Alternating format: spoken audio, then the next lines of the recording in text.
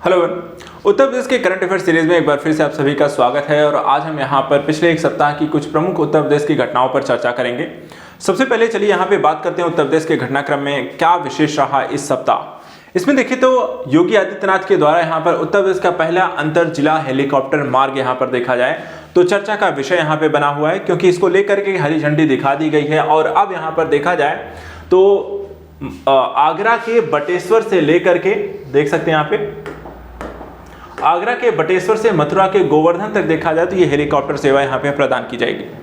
साथ ही देखा जाए तो विशेष मौके पर इसको यहाँ पर हरी झंडी दिखाई गई है, क्योंकि पूर्व प्रधानमंत्री अटल बिहारी वाजपेयी की यहाँ पर इस दिन जयंती भी थी। साथ ही देखा जाए तो राज्य की ये पहली अंतर जिला हेलीकॉप्टर सेवा है। ध्यान रखिएगा, अंतर जिला हेलीकॉप्टर था, दो जिलों के बीच में चलाई जाने वाली यहाँ पर सेवा है। इसको लेकर के देखा जाए तो इसी अवसर पर माननीय यहाँ पे अटल बिहारी वाजपेयी की प्रतिमा को भी यहाँ पे अनावरण किया गया है। इससे संबंधित कुछ जो जनरल जो नॉलेज है, जीके है, जैसे कि हेलीकॉप्टर जो सेवा है वो निजी एवं सार्वजनिक भागीदारी पर आधारित होगी। इस हेलीकॉप्टर सेवा को संचालन जो होगा वो उत्तराखंड की निजी कंपनी के द्वारा किया जाएगा। इसके अलावा 100 करोड़ की अन्य परियोजनाओं का यहाँ पर उद्घाटन किया गया है। और ये जो परियोजना है बेसिकली कि चंबल के बीहड़ के क्षेत्रों को ऐसी परियोजनाओं के माध्यम से विकसित करना है जो कि मूलतः देखा जाए तो आपको उत्तर प्रदेश और मध्य प्रदेश की सीमाओं पर पड़ते हैं। इसके अलावा ऐतिहासिक गांव बटेश्वर का भी विकास इसमें आपको शामिल रहेगा।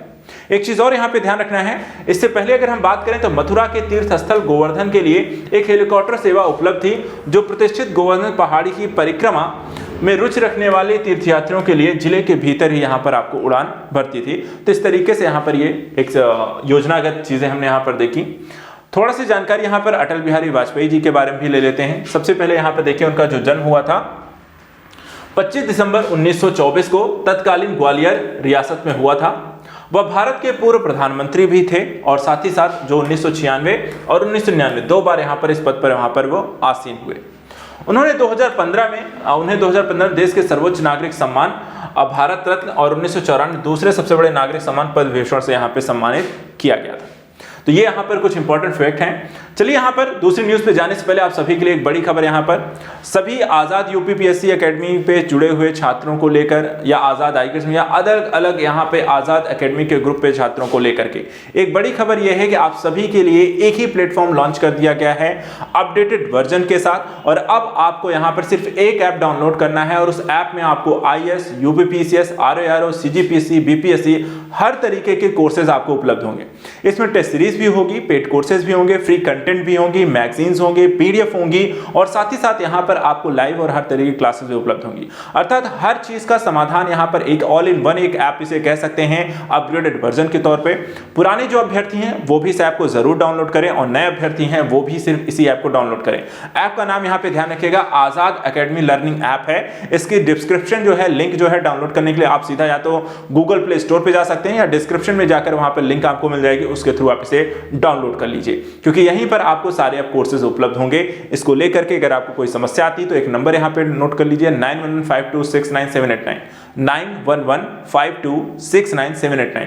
इस नंबर पे आप इसे कांटेक्ट करके बाकी डिटेल्स भी यहाँ पे प्राप्त कर सकते हैं, लेकिन डाउनलोड सभी को करना है। इसी ऐप में आप हमारे नए और पुराने सभी कोर्सेज इसी पर यहाँ पर आपको उपलब्ध रहेंगे। चलिए आते हैं अपने यहाँ पर करंट अफेयर्स के अंतर्गत दूसरे टॉपिक पर। देखिए उत्तर प्रदेश सरकार के द्वारा एक ग्रीन हाइड्रोजन नीति को भी लॉन्च किया गया है।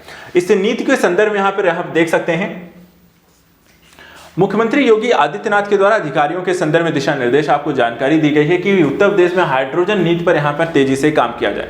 हाइड्रोजन नीति जो है इसमें आपको ग्रीन हाइड्रोजन को के माध्यम से नए प्रकार के ऊर्जा के स्रोत के तौर पर इसे प्रस्तुत करना है।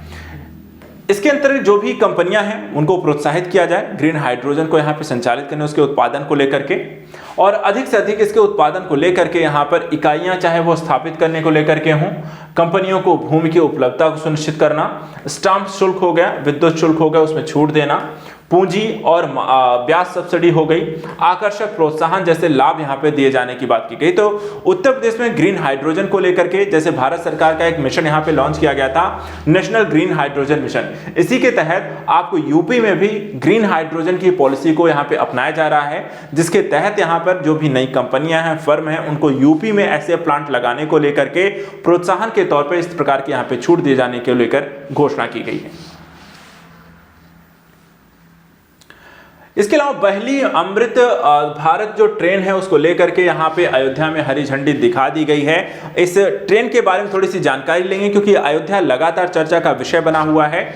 सबसे पहले यहाँ पे आप देखिए 30 दिसंबर 2023 को प्रधानमंत्री नरेंद्र मोदी के द्वारा उत्तर प्रदेश के अयोध्या में पहली अमृत भारत ट्रेन को यहाँ पर हरी झंडी दिखाई गई और इस अमृत भारत स्टेशन में जो है 22 बोगी होगी और इसकी स्पीड लगभग 130 किलोमीटर प्रति घंटा होने वाली है।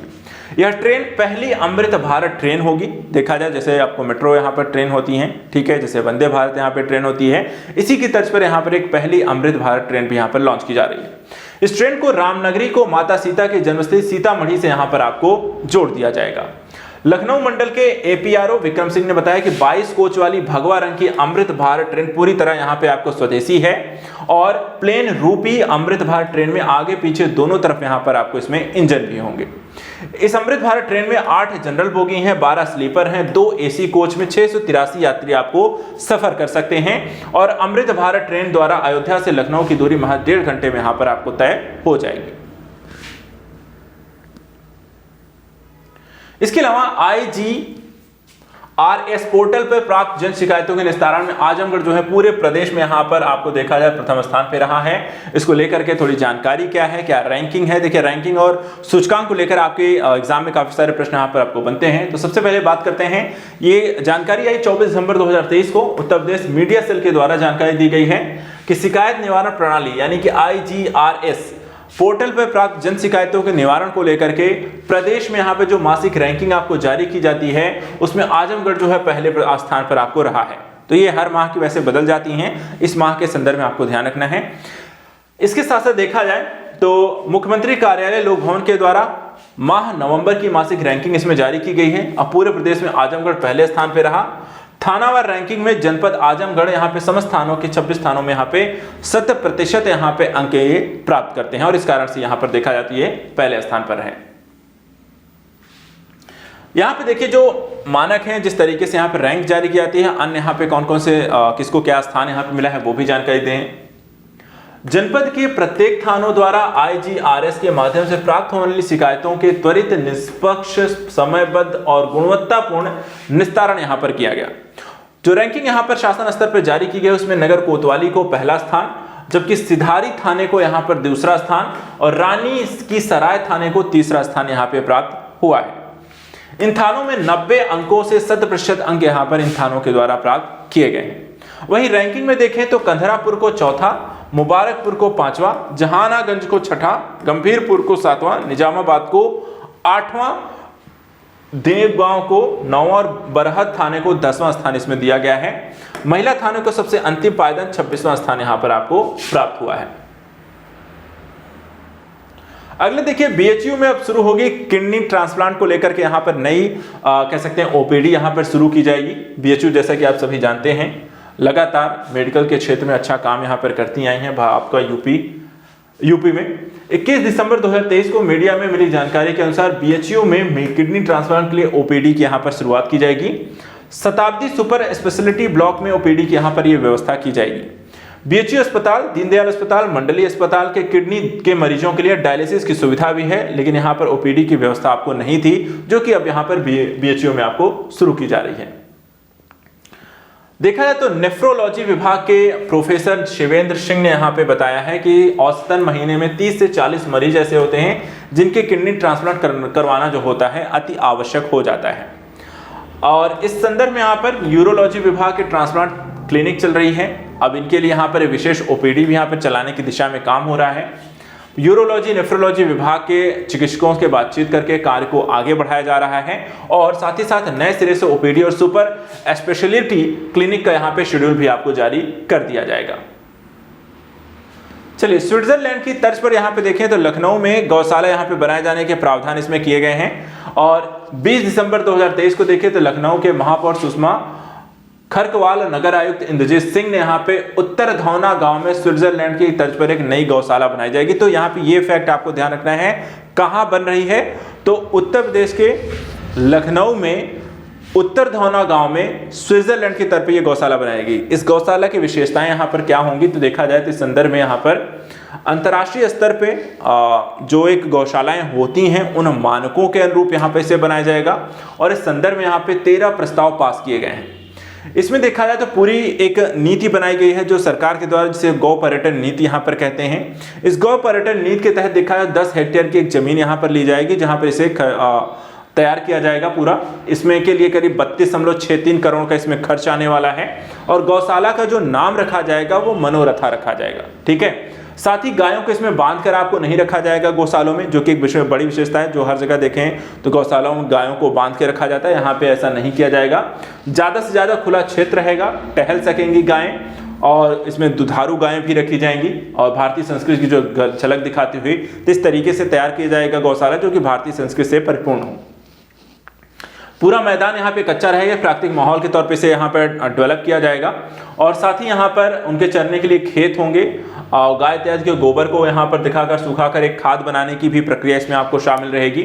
और साथ ही गौशाला इस तरह विकसित की जाएगी तो पर्यटन के तौर पर भी इसे यूज़ किया जा सके, संग्रहालय के तौर पर इसे यहाँ पर डेवलप भी किया जा सके। अन्नपूर्णा भोजनालय, पाथवे, पार्किंग, लैंडस्केपिंग व्यवस्था की यहाँ पर भी जानकारी रहेगी और सीवेज ट्रीटमेंट प्लांट और चिकित्सालय जैसे यहाँ पे सुविधा भी आपको इसमें मौजूद रहेंगी।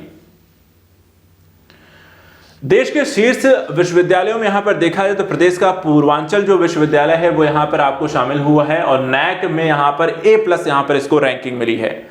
यहाँ पे देखिए जो नैक होता है उसका फुल फॉर्म क्या है वो भी यहाँ पे जान लीजिए, राष्ट्रीय मूल्यांकन प्रत्यायन परिषद, और इनके द्वारा ये ग्रेडिंग यहाँ पे जारी की जाती है। A+ ग्रेड मिला है वो भी ध्यान रखना है, किसे मिला है? पूर्वांचल विश्वविद्यालय को यहाँ मिला है। साथ ही देखिए यहाँ पर इस विश्वविद्यालय में नैक की टीम ने 3 से 5 दिसंबर तक स्थलीय निरीक्षण किया और निरीक्षण करने के पश्चात यहाँ पर ये रैंकिंग आपको जारी की गई है। रैंक करने के संदर्भ में यहाँ पे कुछ तथ्यों को भी इसमें ध्यान में रखा जाता है जो कि यहाँ पर आपको पता होना चाहिए। सबसे पहले यहाँ पर इस विश्वविद्यालयों को जो रैंक यहाँ पे जारी की जा रही है, 2016 में नैक ने यहाँ पर B+ ग्रेड प्राप्त किया और 2020 में ये समाप्त हो गया। इसके बाद कोविड और उस अन्य कारणों से विश्वविद्यालय जो है 2 साल के लिए यहाँ पर कोई आवेदन नहीं कर सका, अर्थात पूरी तरीके से बंद रहा। उसके बाद वीर बहादुर सिंह पूर्वांचल जो विश्वविद्यालय को यहाँ पर नैक मूल्यांकन की रिपोर्ट के बाद विश्वविद्यालय को देश प्रदेश के विश्वविद्यालयों में प्रतिभाग करने का यहाँ पर मौका मिलता है। विश्वविद्यालय पूर्वांचल में शिक्षा का केंद्र बन गया है। नए यहाँ पर स्टार्टअप शुरू हो रहे हैं। कैंपस चयन के लिए यहाँ पर देखा जाए तो मल्टीनेशनल कंपनियों को भी यहाँ पर बुलाया जाएगा। इसके साथ प्रोफेसर वंदना सिंह ने यह भी कहा है कि अब विदेश और देश के दूसरे राज्यों के विद्यार्थी भी पढ़ने के लिए यहाँ पे आकर्षित होंगे। साथ ही यहाँ पर देखा जाता है A+ ग्रेड मिलने के बाद केंद्र सरकार खेल संसाधन, कौशल विकास, एंटरप्रेन्योरशिप के लिए करोड़ रुपए भी यहाँ पर अब इस विश्वविद्यालय को देगी, जिससे इसका और भी यहाँ पर विकास किया जा सकेगा। तो राष्ट्रीय संस्थागत रैंकिंग फ्रेमवर्क की रैंकिंग के संदर्भ में भी यहां पर इसे आवेदन किया जाएगा।